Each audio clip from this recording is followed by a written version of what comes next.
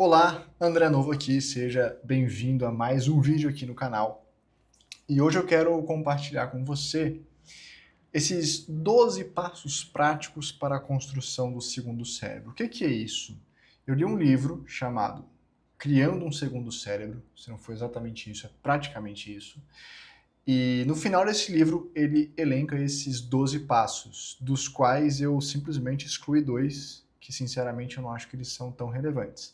Então, eu peguei esse trecho final do livro para me ajudar a lembrar das coisas importantes que eu vi nele e te explicar isso aqui. E por que eu estou te mostrando isso aqui? Qual que é a importância que eu vejo nesse conteúdo que eu vou te mostrar? Desde, acho que 2012, 14, em torno disso, eu não tenho uma data precisa, tá? Mas faz muitos anos, mais de 10, que eu comecei a tentar entender melhor, estudar melhor e praticar no meu dia a dia a gestão do tempo ou gestão das ações. E mais recentemente parece que surgiu um novo termo para isso, que seria gestão do conhecimento pessoal. Tá? É tudo mais ou menos a mesma coisa. E qual que é a ideia desse aprendizado? É você ser mais produtivo, mas aí tem um parênteses muito grande. Esse ser mais produtivo não é no sentido de você trabalhar mais, não é no sentido de você ser um workaholic, não é no sentido de você acordar mais cedo e trabalhar enquanto eles dormem e essa coisa. Para quem me acompanha há mais tempo, sabe que essa não é a filosofia de vida, não é isso que eu me proponho, não é isso que eu ensino. Mas, quando eu digo de ser mais produtivo, é você conseguir fazer o mesmo tanto de coisas, ou até mais, com menos esforço, com menos tempo investido, tá? É isso que eu entendo por produtividade. É você conseguir fazer com menos esforço, com menos tempo, e assim vai te sobrar mais tempo para você fazer aquilo que é realmente importante. É como funciona a minha cabeça, tá bom? Então, sabendo disso, eu comecei a estudar muito sobre esse assunto. Dentro dessa mais de uma década aí treinando essa coisa de gestão do tempo, uma das grandes inspirações para mim foi o David Allen, tá? Que é o autor do Getting Things Done, GTD, a arte de fazer acontecer, é o nome traduzido. Era esse nome que eu tinha perdido na minha cabeça. A arte de fazer acontecer.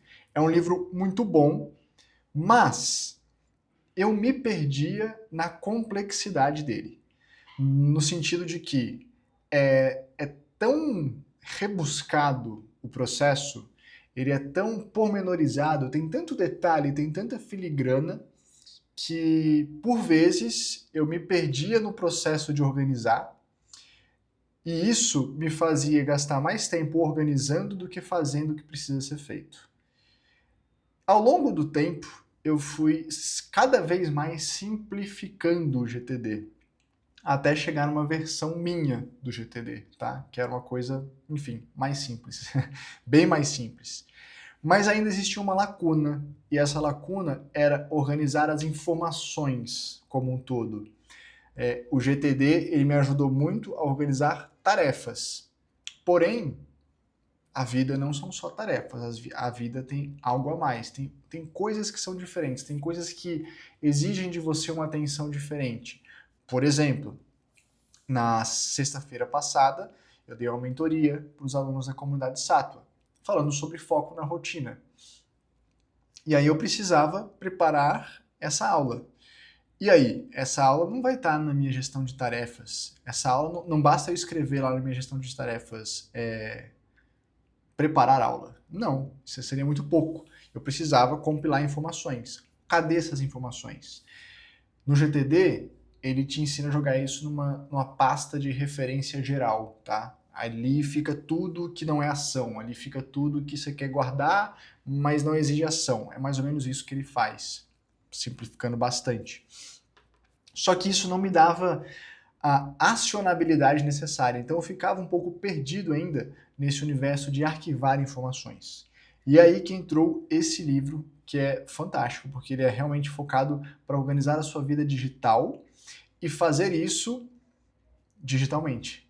Então, o GTD ele fala muito sobre você usar pastas físicas e escanear o que for possível, o que não for, você usa uma pasta suspensa. Eu até tenho isso para guardar exame, para guardar imposto de renda, enfim, essas coisas que não tem jeito, a gente acaba tendo que ter uma coisa física, mas em geral não é uma ideia que me agrada tanto. Eu gosto da facilidade do digital.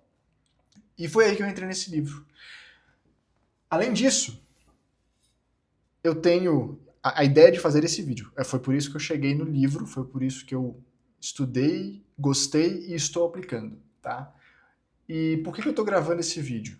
Porque existem pessoas, como a minha esposa, amada esposa, que ela tem dificuldade de se organizar, ela tem dificuldade de fazer a rotina funcionar e etc. Eu não sei se ela vai ver esse vídeo, adoraria que ela visse, mas ela tem dificuldade com isso. E então toda vez que eu penso em ensinar as pessoas a serem mais produtivas, com leveza, conseguindo fazer mais coisas com menos tempo, com menos esforço, com mais facilidade, eu penso nela, porque é uma pessoa que já sofreu um burnout.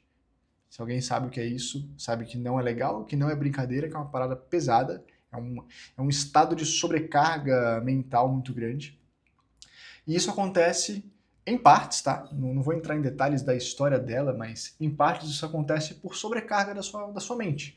Você está lidando com muita coisa ao mesmo tempo, muito trabalho, conflitando vida pessoal e trabalho e seus interesses pessoais, e estudar mais, aperfeiçoar-se profissionalmente, fazer um curso, e, enfim, no meio disso tudo, você acaba se perdendo. Você entra num estado de sobrecarga, de exaustão mesmo, mental e emocional, e aí você entra nesse estado de burnout, tá?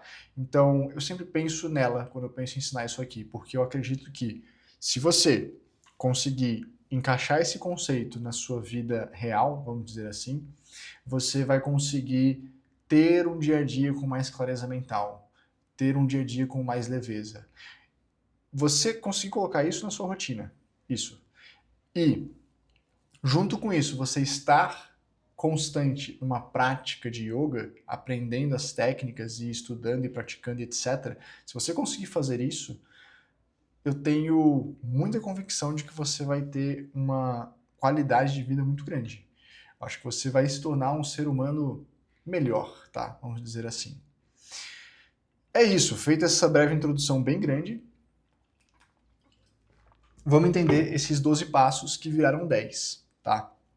Eu copiei literalmente o que está escrito lá no livro, mas eu vou dar a minha visão de cada um dos passos. Então, primeiro, decida o que deseja capturar. Toda essa ideia de você liberar a sua mente para ela ser mais criativa, de você liberar a sua mente para ela não se sentir sobrecarregada e cansada, parte do princípio de que você não pode guardar as coisas na sua cabeça. Nossa mente é muito poderosa para criar, para ser criativa, para ser resolutiva, para resolver problemas, para ter ideias, para ter insights. Nossa mente é fantástica para isso. É um grande processador de informações. Mas nossa mente não é nem um pouco eficiente em armazenar informações. Tanto que a gente não consegue lembrar de buscar roupa na lavanderia. É isso. Nossa cabeça tentando lembrar de coisas é extremamente ineficiente. Enquanto que pensando em processar informações e fazer coisas é uma ferramenta fantástica, tá? Então vamos usar a mente para o que ela é fantástica. Como que você faz isso? Não deixando a sua mente armazenar as coisas. Então, se você teve uma ideia, se você teve uma lembrança, se você teve uma memória, se você teve uma sacada aqui que vai te ajudar a resolver aquele problema que você está travado lá no trabalho. Pô, mas agora eu estou em casa, no momento de relax. Ótimo. Não importa. Anota isso. Simplesmente anota. Simples assim. Só deixa anotado, no momento oportuno você vai lá e dá vazão para isso. Resolve isso, tá bom? É isso. Simples assim. Nessa simplicidade, ele levanta essa questão. O que capturar? Se a gente sair capturando tudo, a gente vai acabar se perdendo nas nossas ideias do mesmo jeito que a gente se perde sem anotar nada. Então, vamos supor, você está assistindo uma aula, você está lendo um livro, você está lendo uma página num blog, tá? Existe blog? Existe. Só não chama blog mais, mas tem. Enfim, você está consumindo informação. Você tem que capturar parte daquela informação. Você pode salvar o vídeo inteiro, você pode pegar o link daquele vídeo e salvar numa nota? Pode, para ter uma referência do conteúdo completo. Mas você não deve anotar o vídeo inteiro, você não deve querer transcrever o vídeo todo. Você deve assistir o vídeo, você deve assistir a uma aula, você deve ler um livro e pegar aquelas informações que você acha relevante. E para decidir o que capturar, eu acho muito interessante que ele fala para você confiar no seu feeling. Existem coisas que estão na sua cabeça. Ele fala de uma ideia de que você não está descobrindo as coisas. Quando você lê um livro e alguma coisa te chama atenção, você não está descobrindo aquilo ali agora. Aquilo já estava dentro de você. Você só precisou do livro para puxar a informação de dentro para fora. Então, quando você está consumindo informação, tem coisas que reverberam, tem coisas que conectam com você. Essas coisas vão te gerar aquela sensação, aquela, nossa, que ideia genial. Essas coisas que te geram esse insight, que te geram esse feeling, elas que você deve capturar. E relaxa. Não fique tenso com isso. Por quê? Porque como a ideia está dentro de você, você só precisa do gancho para emergi-la.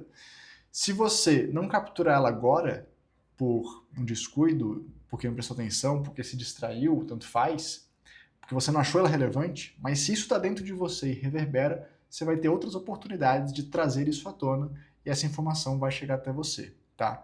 Então, é melhor você não ter a ansiedade, o medo de perder informação, o medo de não anotar e sair anotando muita coisa.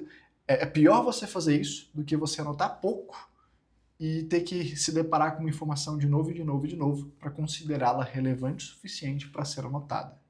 Caraca, acho que ficou confuso. Mas é assim, ó, queira anotar menos do que mais. Se você anota menos, você tende a ver mais as suas notas. Se você anota mais, você tende a ter mais preguiça das suas notas. É isso. Vê aquilo que reverbera em você e é isso que deve ser capturado, ok? Depois, escolha seu aplicativo de notas. Sinceramente, aqui eu acredito no básico, aqui eu acredito no simples. Ele até dá um site, tá? Aqui, ó, buildingasecondbrain.com/resources. Conteúdo em inglês. Tipo assim, eu entrei nesse site, pessoalmente não achei relevante. Eu já usei durante muitos anos o Evernote, ele era fantástico, eu adorava o Evernote. E aí, com o tempo, eles começaram a diminuir cada vez mais a quantidade de recursos do gratuito e começaram a cobrar uma assinatura. Sinceramente, para mim não fez sentido. Quando eles começaram a fazer isso, eu parei de usar e migrei tudo para o Notas. Notas nativo do Mac, tá? É isso que eu uso.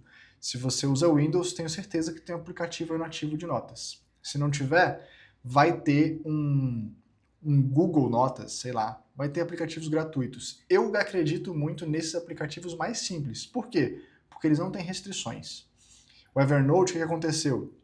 Começou a limitar a quantidade de nota, o tamanho da nota, a quantidade de anexos que eu podia incorporar e etc. E essas limitações te fazem perder tempo. Então, eu gosto do simples, do básico. Então, eu recomendo que você simplesmente use seu aplicativo aí de notas para anotar as coisas, tá? Simples assim. Se não for isso, você pode abrir esse site aqui, ó, dá uma olhada lá e ver o que o cara recomenda. Eu não gostei, achei muito complicado. Terceiro passo, escolha uma ferramenta de captura. Ele fala disso porque, ó, recomendo começar com o aplicativo de leitura. Ele fala de você, eu acho que é tipo aquelas coisas, listas de leitura dos navegadores de internet, coisas assim. Foi um detalhe também que eu achei irrelevante. Eu só deixei isso aqui para te falar o seguinte, eu, André, gosto de ler no Kindle. Eu tenho um aparelhinho Kindle, eu usei ele por um tempo, mas hoje eu prefiro ler no Kindle, no computador ou no celular, só no aplicativo mesmo. Ele já me dá menos luminosidade na minha cara, principalmente no celular, porque tem uma luminosidade diferente o aplicativo. É bem agradável, até para ler à noite. Então, eu prefiro usar isso, e aí você sai grifando o que for relevante para você. E no final você exporta. E aqui um detalhe, uma curiosidade. Um estímulo para você capturar menos coisas e apenas o que é realmente relevante.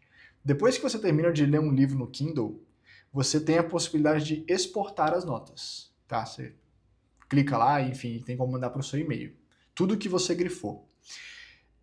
Porém, se você tiver marcado mais do que 10% do livro, ele não deixa você exportar essas notas. Aliás, ele deixa você exportar, mas ele exporta somente 10%. Tudo que extrapola esse limite de 10%, ele simplesmente para de exportar e você perde uma parte das suas notas, tá? Então, que isso seja um estímulo para você grifar menos, anotar menos, registrar menos, se concentrar na essência da coisa, ok? Configure o sistema para. Isso aqui mudou completamente a forma de organizar as coisas que não são tarefas para mim e dar uma clareza muito grande para sua mente. O que acontece? Ele organiza em, o que é o para, né? Projetos, áreas, é um acrônimo, é isso? Eu esqueci o nome dessas coisas que pega uma palavra e a primeira letra é o item, enfim. É isso aqui, ó. O que é o sistema para? É você organizar todas as suas informações em projetos, áreas, recursos e arquivos. Somente essas 4 pastas são capazes de organizar N notas que você tenha. Para você ter uma ideia, olhando aqui no meu rapidamente, eu tenho mais de 500 notas. E eu estou no processo de implementar esse para e já facilitou muito a minha vida. Então, o que acontece?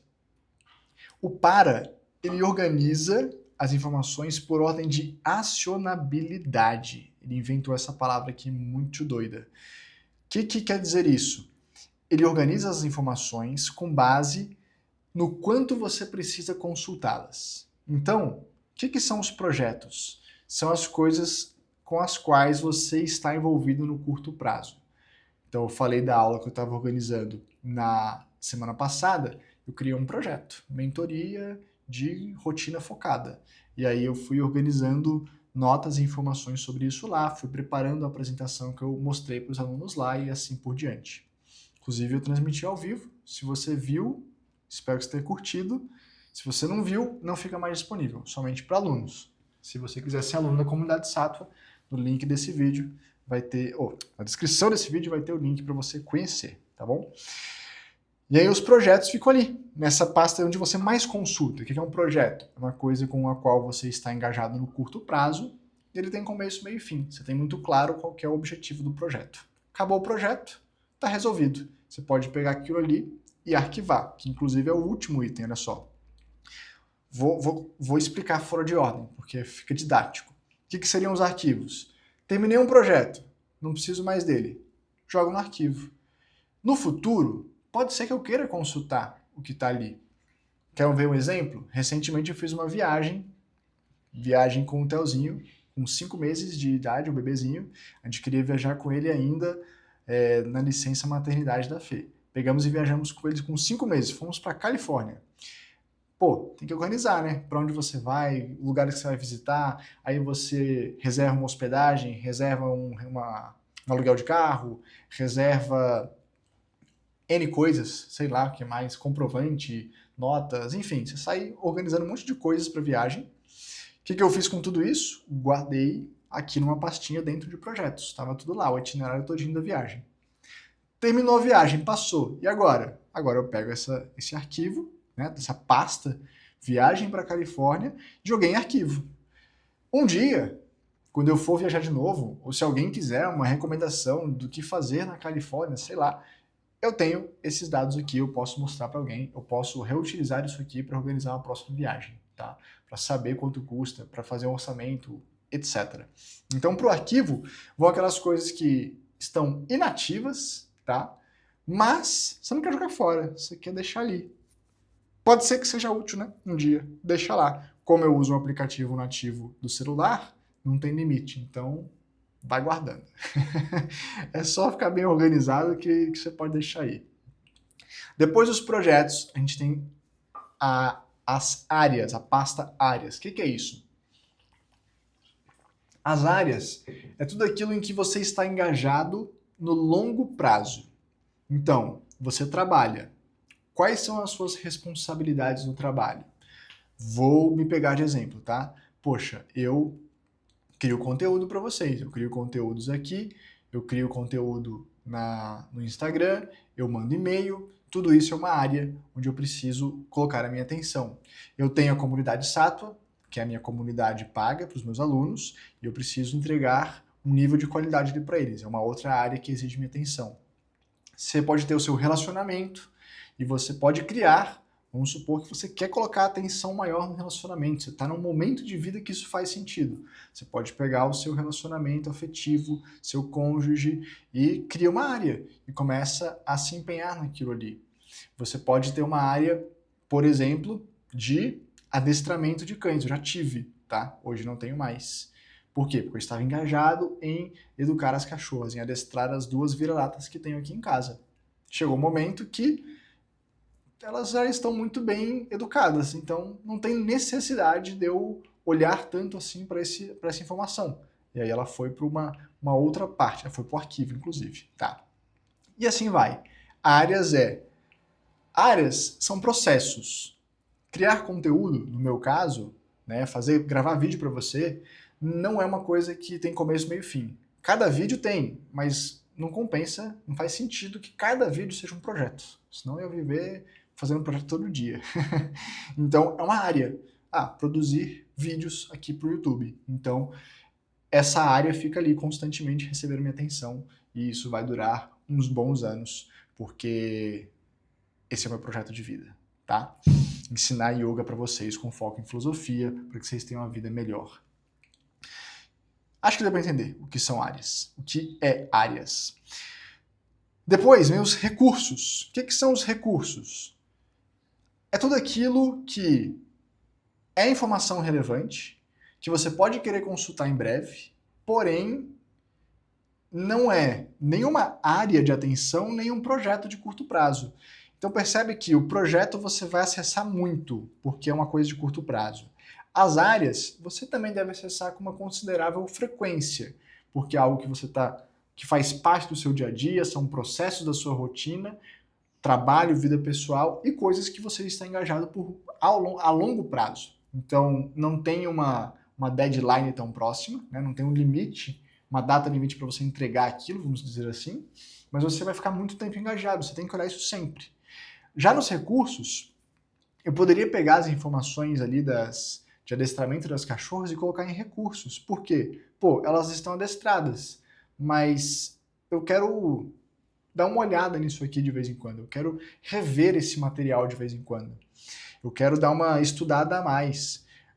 Essa informação aqui desse livro, que eu estudei, que eu li, está aqui nos meus recursos.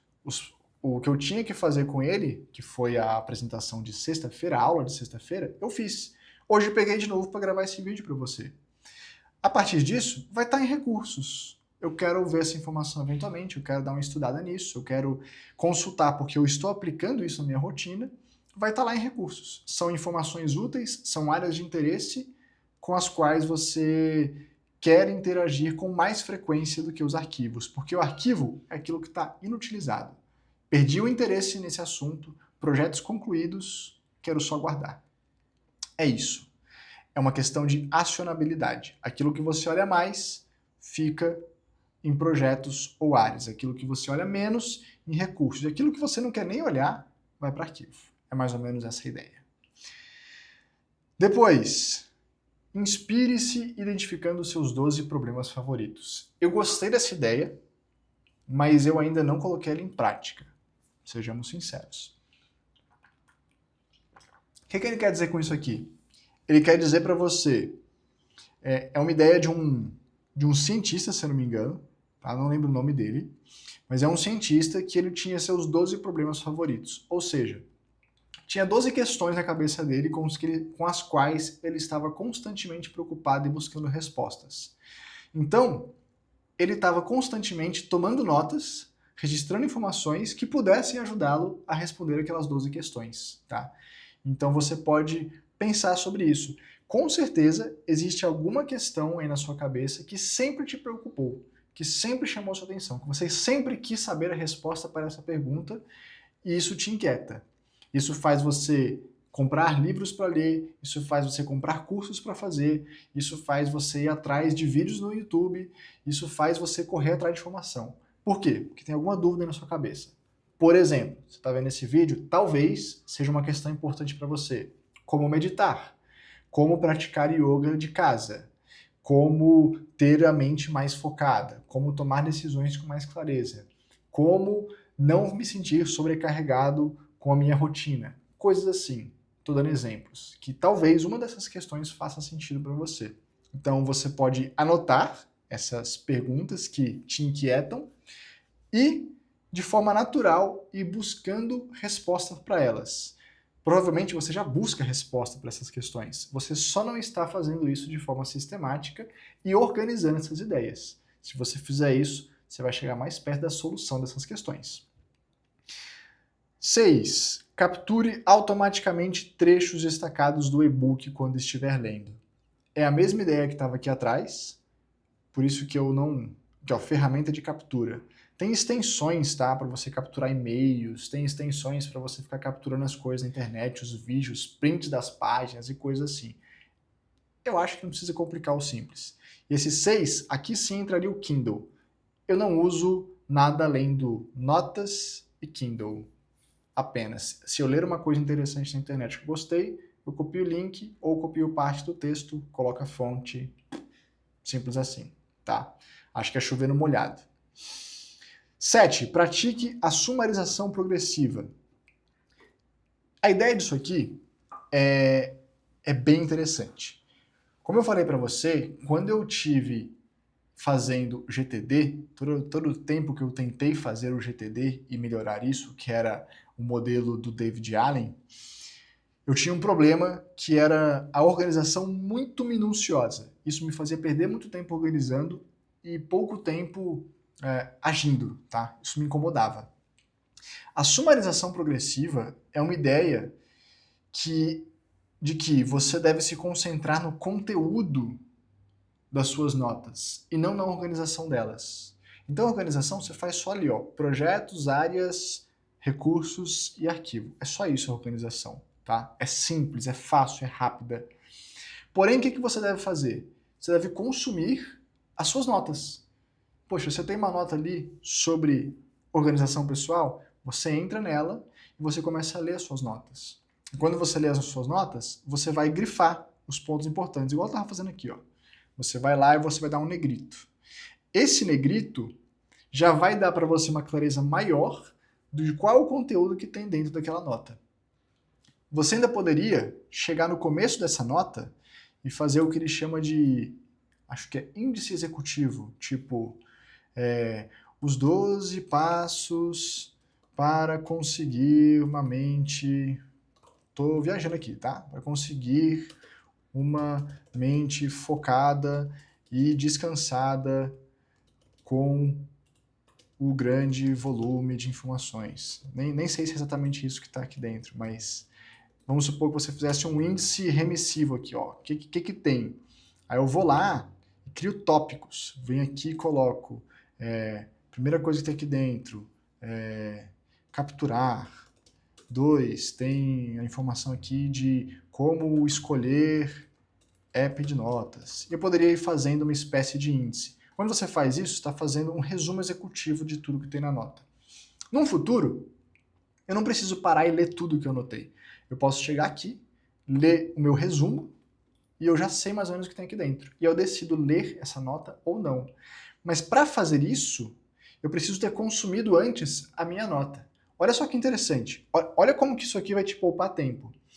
Ao invés de eu salvar o link de um vídeo e quando eu tiver informação nesse assunto, eu ir lá, clicar no link e assistir esse vídeo inteiro, eu tomei notas. Eu anotei o que eu achava mais importante. Então, quando eu tiver interesse nesse assunto, quiser consultar esse assunto, eu vou abrir a nota. Eu tenho o link à minha disposição, mas eu já tenho as minhas notas do que eu achei importante. E eu vou consumir as minhas notas, e não o link. Se alguma coisa não ficar suficientemente claro e eu quiser mais informações, eu posso ir lá e consultar o link. Mas, na maioria das vezes, pelo menos é o que tem acontecido comigo, as notas bastam. Esse livro eu li só uma vez, mas as minhas notas desse livro eu já li 2 vezes. Sendo que na segunda vez eu só li o que eu tinha negritado na nota, que já era um resumo do livro. Entendeu? Era tipo, eu anotei várias coisas do livro, grifei, passei isso para uma nota. Li as minhas anotações do livro, destaquei negritos. Na segunda vez que eu fui ler, eu só li os negritos. Então você começa a cada vez mais pegar a essência do que você consumiu. Isso economiza muito tempo, ao mesmo tempo que mantém a sua mente ativa sobre aquele assunto. Cara, eu não sei se está fazendo sentido para você, mas de verdade, na prática, isso aqui facilitou muito a minha vida. Eu espero que você faça essa experiência. Inclusive, se minha esposa estiver vendo esse vídeo, espero que você faça essa experiência. Eu espero que isso ajude você a sentir a sua mente mais leve, tá? Mais clara e mais focada. 8. Peraí, só para reforçar. Essa questão de sumarização progressiva tem me ajudado a consumir cada vez mais, a reconsumir informações que eu já tinha consumido antes. E isso vai me ajudando a aprofundar o meu conhecimento sobre os assuntos. Para quem estuda yoga, que é o meu caso, isso é muito importante, porque as coisas não são simples nessa área da filosofia do yoga, tá? São difíceis, então ao invés de ler mais, eu entendo mais o que eu já li. Isso é muito interessante, sério. Eu não sei se vocês estão tão empolgados quanto eu, mas eu achei isso sensacional. 8. Faça experimentos com apenas um pacote intermediário. O que é pacote intermediário? Ele fala muito sobre você começar um projeto, só que esse projeto você não começa ele do zero. Vou dar um exemplo prático. Eu preparei para vocês, recentemente, para os meus alunos da comunidade Sattva, uma aula sobre ter uma rotina com foco. Essa aula, ela foi preparada em um dia. Foi muito rápido, foi muito fácil. Por quê? Porque, basicamente, eu peguei as minhas anotações que eu tinha sobre mindfulness, que eu tinha sobre meditação, de livros que eu li, de cursos que eu fiz, enfim, peguei todo esse tipo de informação que eu já tinha pronta, consumi as notas que eu tinha, marquei o que era relevante e comecei a sintetizar aquilo que eu achava mais importante passar para os meus alunos. Cada uma dessas notas que eu tinha é o que ele chama de pacote intermediário. Pacote intermediário é como se fosse um fragmento do projeto. Então você consegue esses fragmentos ao longo do tempo e através da prática dessa sumarização progressiva. Você começa a sintetizar o conhecimento e deixa ele guardado em notas individualmente. Então, tratar uma única nota é como se fosse um pacote intermediário. Você tem um nível de conhecimento aqui nessa nota. Esse pacote intermediário, o resumo dessa informação, ele é útil para um projeto, como, por exemplo, preparar a aula que eu preparei para você na sexta-feira. E então, você fazer esse experimento do pacote intermediário é como se fosse você pegar um projeto e, ao invés de querer acabar com ele, concluir ele por inteiro, é você pegar um pedacinho dele e fazer progresso naquele pedacinho. É você olhar tudo que é relevante para aquele assunto e reunir aquelas informações. Isso seria um pacote intermediário, tá? É dar um passo, é mais ou menos isso. Ao invés de você se assustar com o tamanho do projeto, é você achar os pequenos pedaços de informação que vão te ajudar a tocar aquele projeto para frente. Ou seja, avance, tá? Não fique ansioso e com medo do tamanho do projeto. Dê um passo. Isso vai fazer você enxergar com mais clareza como chegar no ponto final, como conseguir concluir esse projeto com mais facilidade. 9. Faça progresso em uma tarefa. Ele te dá 3 estratégias para isso. Você pegar um pacote intermediário é você abordar uma informação. Você fazer progresso, ele fala sobre essas técnicas aqui, ó. Arquipélago de ideias, é uns nomes que eu achei muito complexos. Ponte de... não sei nem falar esse nome. E redução de escopo. O que é isso? Basicamente é assim, ó. A que eu mais gostei, vou explicar uma só, para você entender. Essa aqui, ó. Arquipélago de ideias. Qual que é a ideia? Quando eu fui preparar essa aula, na sexta-feira, qual que é a ideia do arquipélago de ideias? É você trabalhar a dispersão e depois a conversão. Ou seja, você começa procurando muitas informações, procurando muitos pacotes intermediários, procurando muitas ideias. E você olha para elas, você faz a sumarização progressiva delas, e você tem uma espécie de brainstorm, né? Que você fez com você e você do passado. Você que fez essas anotações todas que está aqui no seu aplicativo de notas. Então você consumiu esse monte de informação, você levanta todas elas, tudo aquilo que tem a ver com o seu atual projeto. Pá, consumiu um monte de coisa. Feito isso, você precisa pegar esse monte de informação e fazer alguma coisa útil com isso. É aí que você começa a convergir as ideias. Você pega esse brainstorm que você criou e você começa a ver o que é importante e selecionar o que você vai fazer, no que você vai se engajar. Então essa ideia de dispersão e conversão, ele utiliza para que você consiga sair do campo das ideias e tomar ações. Tá? Essa que é a ideia desse arquipélago de ideias. Expansão, conversão. Dispersão e conversão. Seria mais ou menos isso. Essa ponte de nome difícil é o que ele fala sobre você sempre deixar o próximo passo do trabalho engatilhado. Então, ao invés de você se exaurir, se você cansar completamente a sua mente trabalhando agora, você conclui uma ideia, você abre a próxima ideia e você para de trabalhar, você dá um descanso. Porque quando você voltar, como você já tem uma lacuna aqui aberta, é mais fácil você progredir no trabalho. Tá? Então é como se você preparasse o terreno para trabalhar amanhã. É tipo você chegar no final do expediente e pensar, o que eu preciso fazer amanhã? E já anotar isso. É mais ou menos isso a ponte, tá? É você já deixar começado a próxima etapa do seu trabalho. Isso faz com que você recomece no dia seguinte ou a etapa seguinte sem gastar tanta matéria mental, sem ter que pensar tanto. É mais fácil você pegar no tranco. E a redução de escopo é exatamente para projetos. Para projetos muito grandes. Quando você vê que a coisa é muito grande, ao invés de você abandonar tudo, de você chutar o balde, tenta fazer o que é mais importante. E pronto. Tá? Cara, esse conceito eu uso em muitas coisas da minha vida. Por exemplo, as pessoas falam muito que eu sou disciplinado com minha prática de yoga. É verdade, eu sou mesmo. Mas o que as pessoas não param para perceber, e eu falo isso muitas vezes, é que, poxa, eu faço meia hora de pranayama todo dia de manhã, 30, 40 minutos. Caramba, como você é disciplinado. Sim, eu sou. Todo dia? Todo dia. Até posto story lá no Instagram. A maioria dos dias, tem dia que eu não posto. Mas você faz todo dia? Todo dia. Tem dia que furo? Sim, final de semana, dormir até mais tarde, não deu tempo, etc. Mas em geral, como que eu mantenho a disciplina? Eu faço 30, 40 minutos de pranayama. É verdade. Mas se um dia algo der errado e eu não tiver 30, 40 minutos para fazer meu pranayama, sabe o que eu faço? Eu faço 15, 20 minutos. Eu não deixo de fazer. Essa é a ideia dessa redução de escopo, tá? Cara, ao invés de chutar o balde, ao invés de desistir de tudo, diminui o objetivo. Ao invés de você pegar um projeto, pô, quero viajar para Califórnia, quero fazer a rota 66 lá e tal e tudo mais. Começo a colher informações sobre isso, descubro que é uma viagem de 20 dias, alugando carro e parecendo um andarilho, um nômade, passando muitas horas dentro do carro. Poxa, mas eu tenho um bebê pequeno. Não tem como eu fazer uma viagem dessa. Cancela a viagem. Não.